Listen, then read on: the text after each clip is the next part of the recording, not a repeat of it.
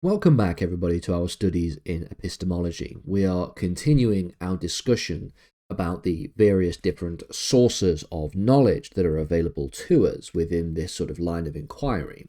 We've looked at things like perception, we've looked at things like introspection and reason and rationality. This lesson is going to think about the concept of testimony. Now, testimony is a fundamental source of knowledge that involves the acquisition of information from others through their statements, their reports, or their declarations. Now, it plays a very crucial role in how we learn about the world, especially how we learn about events, facts, or experiences that we have personally not witnessed. And so while, on the other hand, things like perception, reason, introspection, and the next lesson's video is going to be on memory, all provide knowledge primarily through individual experiences, the concept of testimony connects us with a vast network of information that transcends the knowledge of personal experience.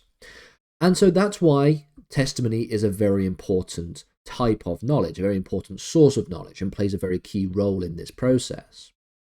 And so the role of testimony in knowledge acquisition is simply that it allows a person, an individual, to gain knowledge indirectly by trusting what others have to say on particular issues. Most of what we know is not the result of direct personal experience, but is instead acquired through accounts, explanations, or reports that are derived from other people. It is true for various types of knowledge. For example, knowledge in everyday life. We can rely on testimony of others to learn about events, facts, practical matters. So let's say, for example, you wanted to know what the weather was like. People will tell you the weather forecast if you watch the news. Or if you're in a different country and you wanted to know what the weather was like back home, you might ring up your friend and say, well, what's the weather like? And they might say it's cloudy. If you're from the UK like me, then the answer is often that it is cloudy. You might even get testimony on things like news events or basic facts about the world, things like the capital of a country, for example. You may also require testimony or rely on testimony for the acquisition of specialized knowledge. So in scientific, medical, legal, or academic contexts, much of what we know comes from expert testimony. We may not have personally conducted a scientific experiment on a particular thing, but we will hopefully trust the testimony of researchers who have done that work for us, or have done that work as part of their own personal career and their own personal desire to essentially add to the corpus of knowledge in science or in law or in academia. Likewise, we may not be medical experts, but we trust doctors who inform us about our health-related matters. Our understanding of the past is largely shaped from testimony from historical documents, and so historical knowledge is an important part of this process as well. Historical documents, witnesses, or expert historians all provide us with information about the past. Most people do not have direct knowledge of past events. I'm, for example, not of the age to remember the Second World War. Okay, most people are not of the age to remember the Second World War. And so as a result of which, I rely on testimony. I rely on the primary sources. I rely on documentary evidence. I rely on video footage, at least from the Second World War, oral history, the testimony of others, to get and to form a better understanding of the history of that particular period of time. In fact, this idea of testimony and sources and written accounts is all part of the process of doing history, sometimes known as historiography, the study of history. So, whereas other forms of knowledge, other sorts of knowledge might be deeply intertwined with the concept of truth, the idea of testimony, while also including an idea of truth, is specifically inherently linked to the concept of trust. Because when we accept testimony as a source of knowledge, we trust that the speaker who is telling us that piece of information is sincere, competent, and accurate in their information. And so there are several aspects to this relationship of trust. We have to have trust in the speaker. When we accept someone's testimony, We are implicitly trusting that they are knowledgeable and that they are honest. Trust is often grounded in various factors, such as the speaker's reputation, their expertise in a particular field, maybe their education, for example, or their social and professional context with which they're providing testimony. So, for example, you might trust in me to teach you epistemology because of the fact that not only have I been teaching philosophy for many years, but I also have a philosophy degree. You might, if you go and watch the Law Academy, think, well, why do I have trust in this person to teach me law? Well, again, it's because I have taught law for many years and because I have a master's degree in law. So these are two things, or four things, should I say, that are examples of the kind of things that allow you to have trust in a speaker when accepting somebody's testimony.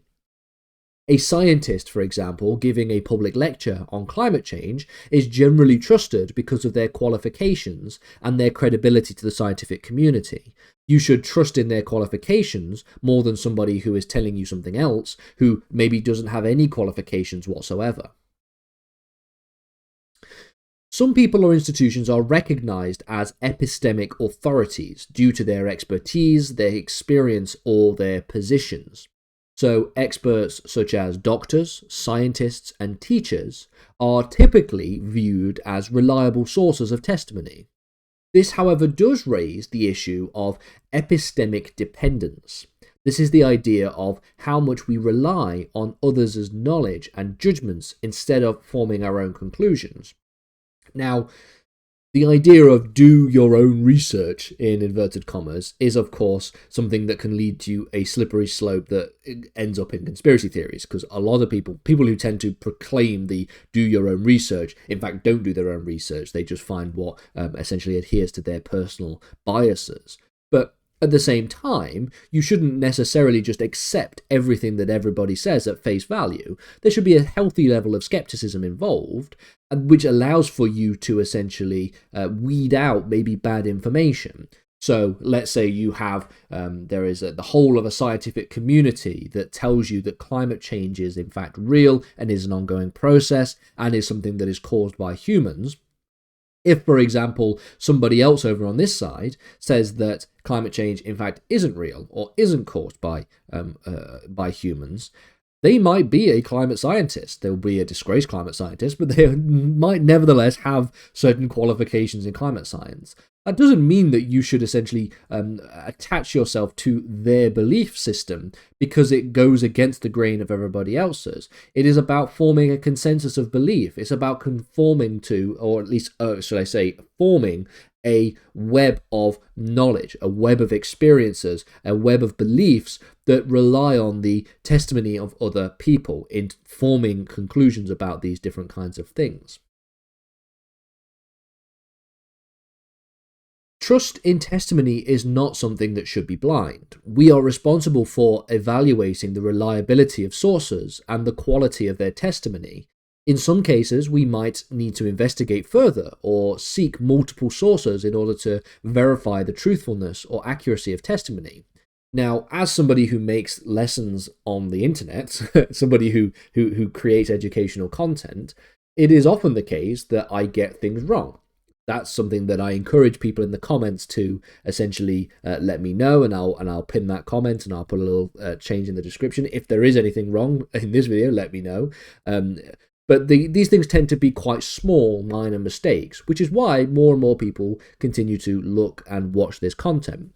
If I was wrong about everything, if I was just talking a load of nonsense into the microphone, as some people think I probably do, then this would result in people turning away from this particular resource as a source of quality education. That would make me very sad and make me want to work harder to improve the educational accuracy of these videos. But you can see how this makes sense. You can see how the reliability of sources is something that we as people who are knowledge seeking should have the responsibility to do. We should be evaluating the reliability of sources and the quality of testimony.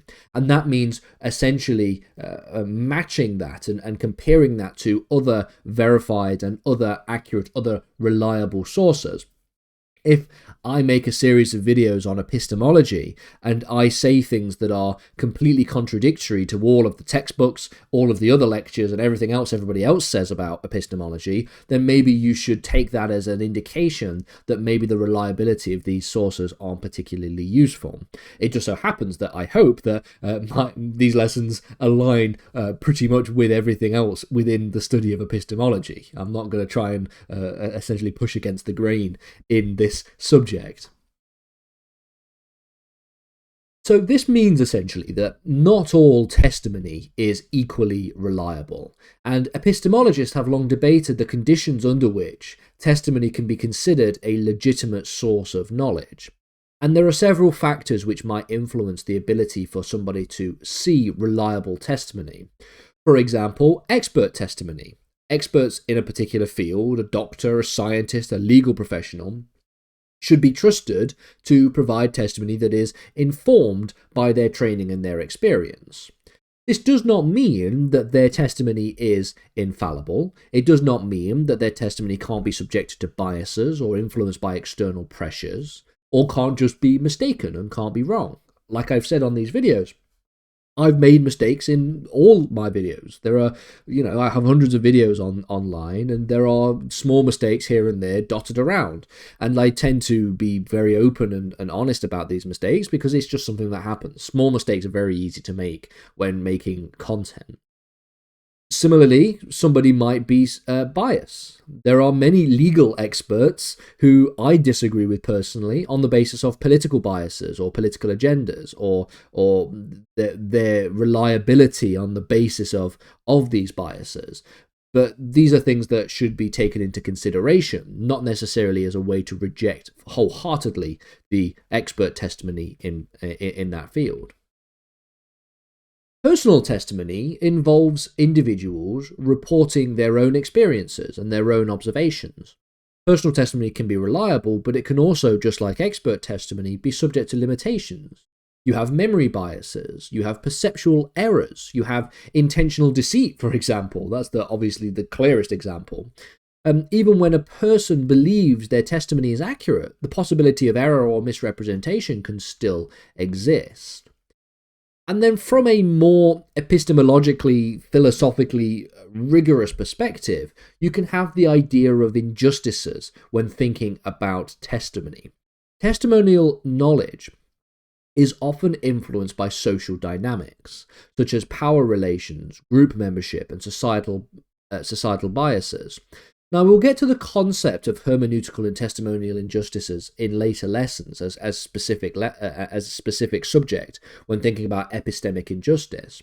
But it concerns an area of epistemology known as social epistemology, and the idea of epistemic injustice was proposed by philosopher Miranda Fricker, who argues that essentially, in specific relation to testimonial injustice, where individuals or groups are unfairly disregarded or discredited as knowers due to their social identity, this can provide a sense of injustice, and a type of injustice that is just as strong in many cases as any other form of injustice that exists in society. So, for example, we see that women, minorities, or marginalized groups may be less likely to be believed in various different circumstances. Famously, there are studies that show that women and the complaints of women in medical situations are less likely to be believed or less likely to be taken seriously at face value than men in those situations by doctors and by medical practitioners. This leads to a sense of injustice where their testimony, their knowledge, their position as knowers within society is disregarded, or is at the very least regarded less than that of other members of society. They are seen as less trustworthy on the basis not of them personally or their history as being bad at giving information, but on the basis of some of their fundamental characteristics, such as gender, such as sexuality, such as race, such as ethnicity. In epistemology also, some scholars, such as Elizabeth Molinar, proposes the idea, or refers to the idea of the, quote, testimonial triangle. This involves there being three components to the idea of testimony: the speaker, the person who provides the testimony; the hearer, the person who receives the testimony; and then also the third leg of this particular triangle, which is the social context in which the testimony is given. The reliability of testimony then depends on how these components, those three components within the triangle, interact with each other, and whether the hearer is open to listening, and whether the speaker is credible in the first place to giving that testimony. So testimony can take very different forms, each with their own epistemic characteristics. You have, for example, direct testimony. This is the first-hand account of an event or an experience. So, for example, when a person tells you about their trip to Paris, they are giving you direct testimony of their personal experiences in Paris. Direct testimony is often given more weight because it comes from the person who has got direct experience of the subject matter at hand. If you want to know about John's experience in Paris last week, the best person to ask about John's experience in Paris last week is John himself. So go over to John's house and ask him about it. That is direct testimony. Indirect testimony concerns second-hand or even third-hand accounts. So, for example, reading about an event in a newspaper or hearing about it from somebody who did not directly witness that particular event is indirect testimony. It is valuable, but it can also be more vulnerable to distortion, to misunderstanding, and to error. And the idea of Chinese whispers is actually very true. If you're hearing a story and then that gets distorted ever so slightly, and then maybe you distort it ever so slightly because you misremember it, and then you tell it to somebody else, then what they are getting is a completely distorted representation of the original story.